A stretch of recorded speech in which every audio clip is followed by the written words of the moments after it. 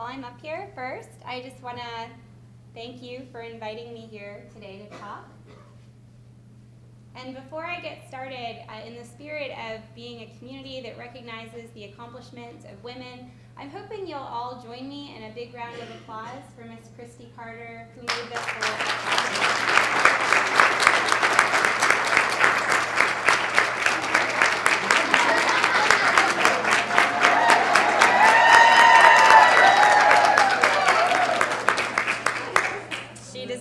All of that and more. Thank you for this opportunity to talk today. So I'm going to tell some stories and I'm going to show some statistics. But first, I'm going to start out with a hypothetical, which is I want you to think about a fictional portrayal of a woman who's a business person. Just in your head, what are the kinds of examples that come to mind? Some of the examples that I think of, to be honest, are not very flattering. Some of the first ones I think of. There's a, let's see. Here we go. This was one of the first ones I thought of, for those of you who are a little older in the room.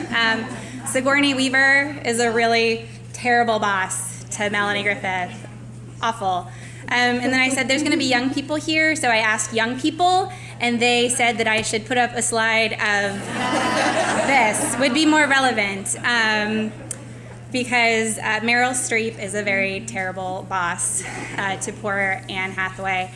And for those of you that like TV shows, the show Gotham, Fish Mooney, she is not a traditional businesswoman, but she's also a super negative portrayal of women who are powerful and who are doing business type and organizational things. And then this, I think, is kind of one of the really terrible examples to me, Cruella de Vil, right? She skins puppies, right? Her name, if you think about it, means cruel devil, right? She's like a woman cruel devil. So these are not good narratives when we think about women who are in business. These aren't the kinds of examples that we should be thinking of. But this problem doesn't kind of come out of nowhere, right? So this problem sort of comes from a realization that there's a little bit of truth in that women who are in business do have to make tough choices. And sometimes they have to be a little bit mean, they have to be a little bit hard-headed, they have to be looking at the bottom line, and they have to make trade-offs.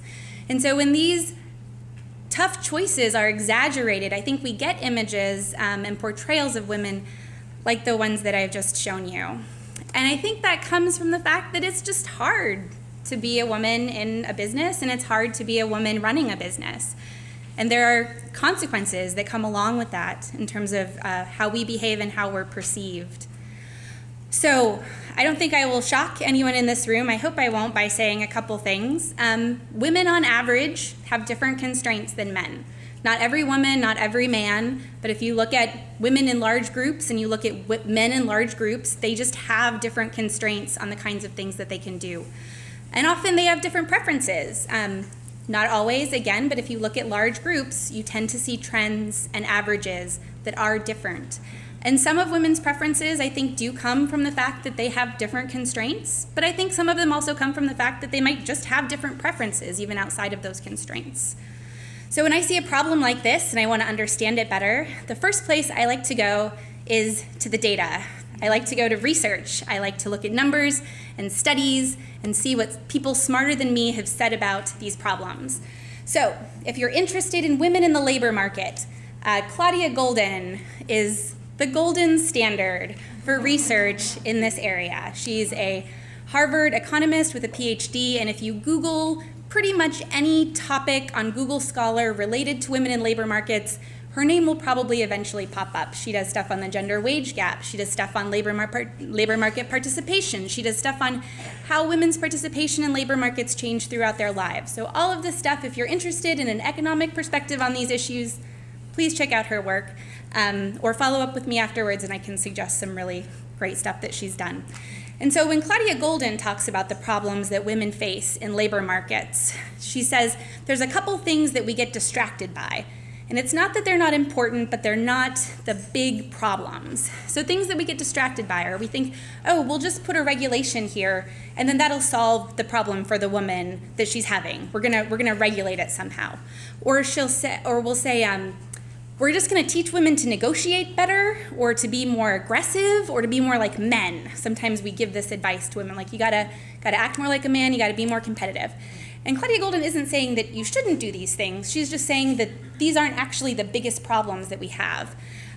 You also might be relieved to know it's not just about making sure your partners or your spouses do more housework, right? It's not just about evening those things out. That might be a good thing to do for lots of reasons, but even if we did that, it's not going to solve these larger structural problems that we have in a modern economy.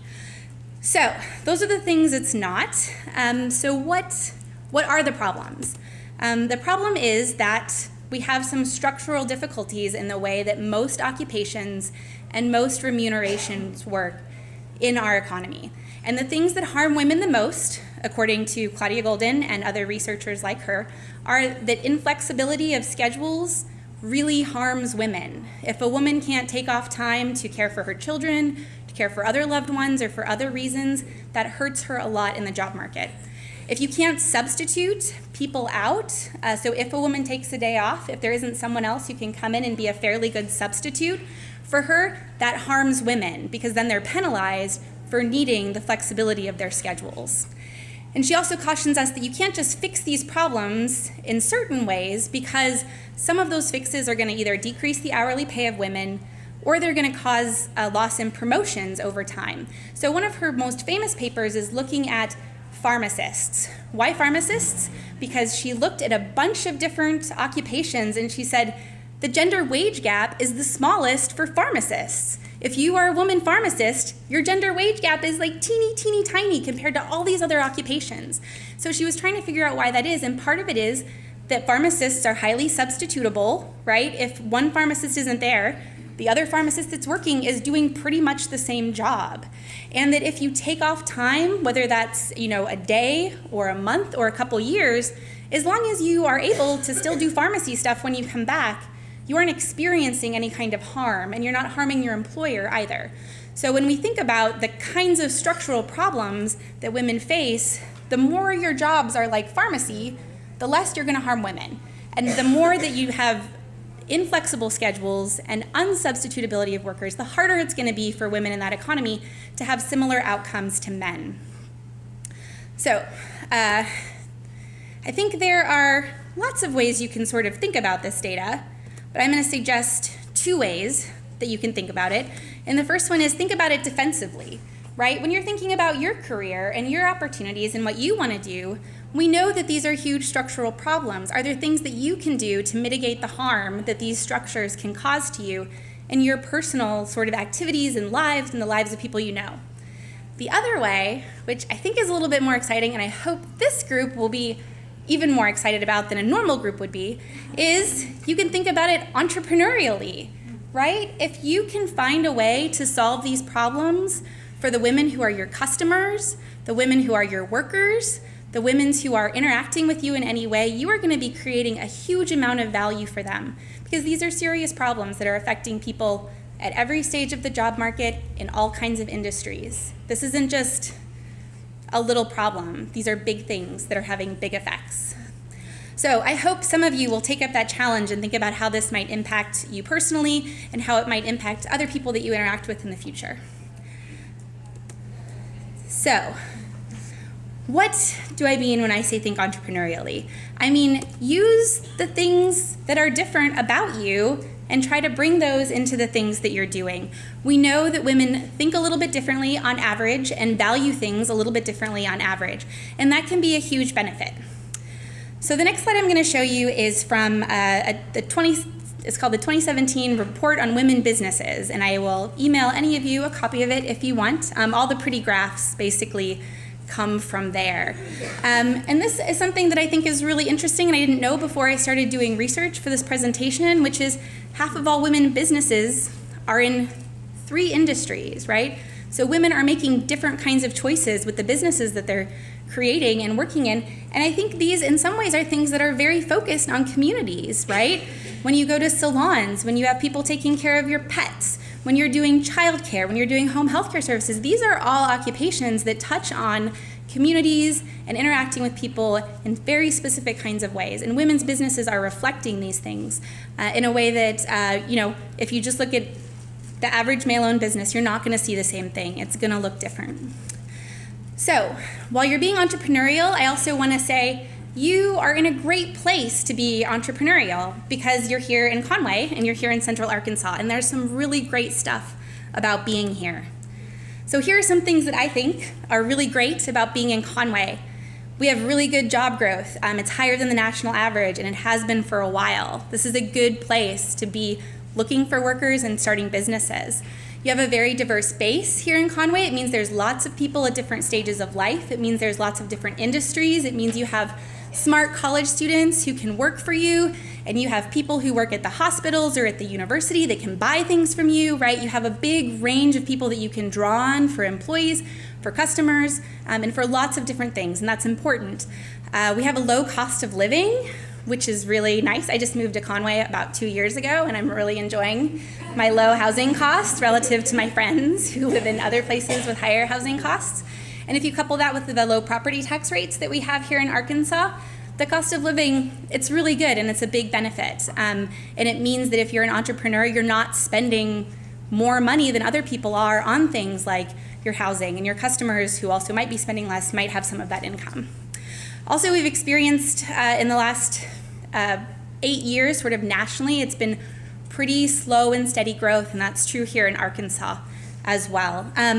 Also, if you talk to people who have been, this isn't just numbers, right? If you talk to people who have lived in Arkansas for a long time, you'll hear this, right? If you've been here 30 years, Conway does not look the way Conway looked 30 years ago. And I'm not just talking about the traffic circles. I know there's more traffic circles, but there's also just more people and more options and more choices and more things. And I can't tell you how many times I've heard someone say, I don't even go down to Little Rock anymore. And sometimes they follow that up with, except for Olive Garden. But I think even that I hear less. And so Conway is a great place to be a businesswoman. It's a great place to be any kind of business person. So you're already kind of in a good place to start. Now, there are also some things, some of you might have heard about some federal tax reform that happened, and that is going to be probably really good for most business owners. If you've been following that debate at all, if you've been thinking about it impacts your business, the reforms that happen on the federal level are potentially very, very good for you. Good for people who are already in business and good for people who are going to start business. Now, there are some state level things that are happening too, and they can kind of go a couple different ways. So for those of you who don't follow state politics super closely, I just want to raise a couple red flags for you for stuff that you should be paying attention to in the next year. The major big one is there's a tax reform and relief task force that the governor's put together. Do any of you know about this already? Yeah, okay, so some of you know about this. It's been going on for almost a year now, and in the fall, they're supposed to come out with a report that basically has recommendations for how to do tax reform at the state level. So Arkansas has not had comprehensive tax reform for, I believe, over 30 years. And what that means is that all the code changes and laws that have happened during that time, it's very piecemeal. I have a friend, Nicole Kading, who works at the Tax Foundation, and she says, I compare Arkansas's tax code to a piece of Swiss cheese because you have holes where there shouldn't be holes, and then you have like other stuff where there shouldn't be other stuff. We don't have the same economy we had 30 years ago. We should not have the same tax code. Now, we don't know exactly what will come out of the task force. Even for those of us who are following it really closely, it's unclear at this point. But this is something that any business owner should be paying attention to, because the recommendations that come out of this and the legislative action that will likely be a result of it are going to matter for everyone in the state. So that's something you should be paying attention to. Also, in the last couple weeks, the governor announced another task force or a working group on red tape reduction, which is going to be looking at occupational licensing here in the state of Arkansas. So again, we don't know what recommendations will come out of that. I believe there's going to be, the report is supposed to come out in the fall. They really just announced who the people on the working group are, so there's very little action on it so far, but that's something that you should be paying attention to, especially if you're in a licensed occupation or you work with people who are in licensed occupation. This could have a big impact on what you do and what other people in your community are going to be doing. So those are things that I'll just sort of flag. You should sort of be keeping in mind and paying attention to the next couple of years. And if you're interested in stuff like this, I hope you'll pay attention to some stuff. Oh, let's see. I got ahead of myself. Let's see. Okay, so there's also, so we talked a little bit about local. Conway's great. We talked a little bit about the state. Arkansas has some room for improvement, and there's some stuff that they're trying to improve. I'm going to talk a little about some of the national trends that I think are really, really positive. And again, a lot of this is stuff that I did not know before I started doing research for this presentation.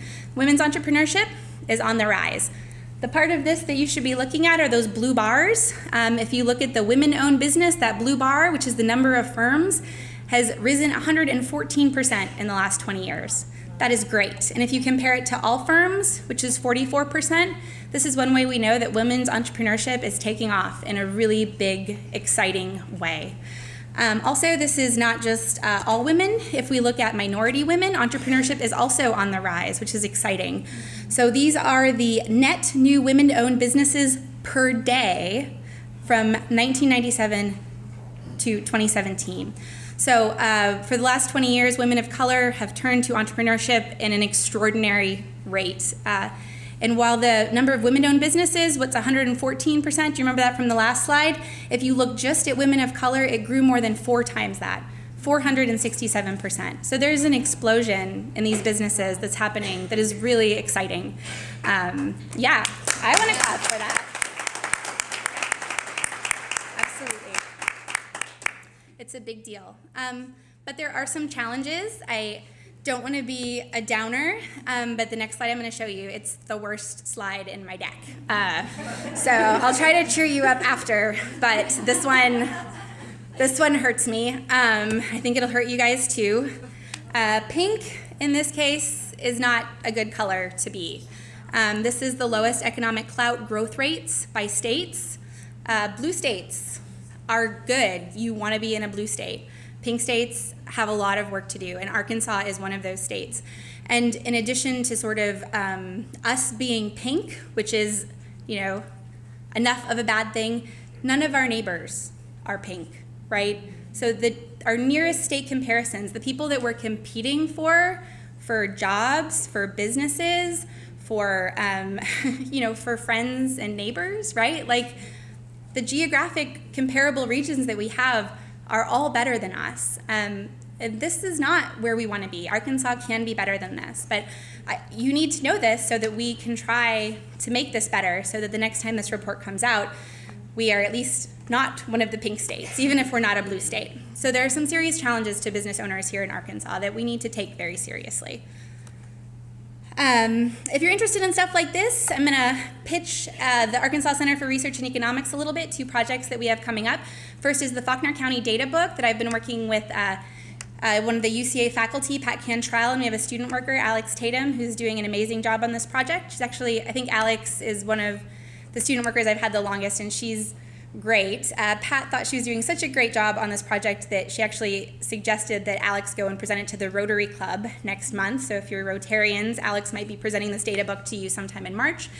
And something else that we're working on really hard is a citizen's guide to the Arkansas economy, and that is my husband, who's the main author. I'm bragging a little on him, but he and the rest of our team are working really, really hard to try to create a resource so that these numbers, when people say GDP and median household income and what does that mean, we're going to try to answer that in a way that non-economists can answer. So Jeremy is the economist, and Amy and I are kind of working on making it not for economists. So we're sort of having that conversation. And Greg Kaza, if any of you know him, he works at a think tank in Arkansas who's also done a lot of work on economic issues, and so he's consulting on the project as well. So these are coming up from ACRE. I hope you'll keep an eye out for them, or contact me if you're interested in them. So I'm just gonna hit my sum up. So there's a bad narrative about women in business, and we all know it's bad, but we need to fix it. But then again, it's not coming from nowhere, and we need to understand where it comes from. Women have important contributions to make, and those are different in a lot of ways from the contributions that men make. Locally, at the state level and nationally, there are important trends we need to be aware of, and there are opportunities for us. And lastly, Conway is a great place to live and work. I'm here. I live in Conway. Many of you live in Conway, so I think you already know that. But this is a great place to be trying these experiments because in a way, the micro level of Conway is actually pushing against some of the state and national, some of the state trends that aren't very good. So if you were gonna be starting a business or doing stuff, Conway, Arkansas is a pretty good place to be doing it. And there are some places of Arkansas that are not as good places to be doing it, and I hope we can help those places too in the coming years. But this is a good place to be. So I was trying to think of how to end this presentation, and first I thought, well, maybe I'll show some pictures of some women who are like positive business women. So I thought about I loved Designing Women when I was a kid. I used to watch that show all the time, and then I thought there's that movie with Johnny Depp and the woman who owns the chocolate shop, and she seems really amazing. But I thought a better idea, and instead of thinking about these fictional representations, I want you guys to do something a little different. I want you to look to your left. Yeah? I want you to look to your right. Yeah? And I want you to maybe look in the mirror because these are the people who are going to change the way that we think about women in business, and these are the people who's going to change how business and the economy work here in Arkansas. So really this is about honoring all of you and thanking you for all you're doing to make Conway and also the world a better place. So thank you all.